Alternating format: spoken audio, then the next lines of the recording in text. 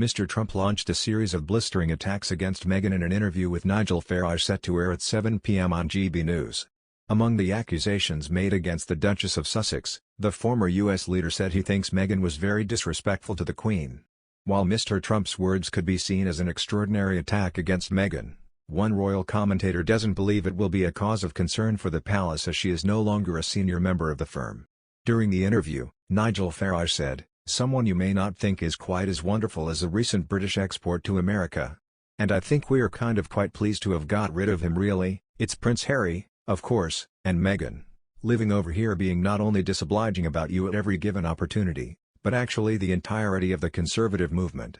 And now we hear that she's ringing up senators, ringing up members of Congress, lobbying for law changes, and doing some of this on heavy paper that says the Duchess of Sussex. We saw Oprah Winfrey interview and it turned out later a lot of what she said simply just wasn't true. Should she go into American politics?" Trump replied, "I'm not a fan of hers. I wasn't from day one. I think Harry has been used horribly. I think someday he will regret it. You know, a lot of people are saying I'm very good at the prediction business. I think someday he will regret it." He continued, "I'm not a fan of hers at all. And I think she's very disrespectful to the Queen we just spoke about, who's such a great woman, is such a great person, historic person. I think she's very disrespectful to the royal family. But maybe most importantly to the Queen. And I just from day one, I never got it. I never got it. I see her. I listen to her. She's trying to do things that I think are inappropriate, very inappropriate, but I think Harry's been used terribly. It's ruined his relationship with his family. And it's really, I think it hurt the Queen."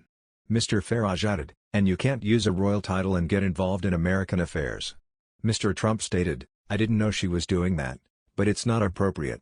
Royal expert Richard Fitzwilliams told, "One of the benefits of our constitutional monarchy is that it is above party politics. The Queen is admired by both the current American President Joe Biden and his highly controversial predecessor Donald Trump.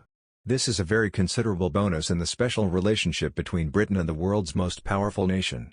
It has been cemented over the decades by various visits and state visits by American presidents to Britain and those to America by the Queen.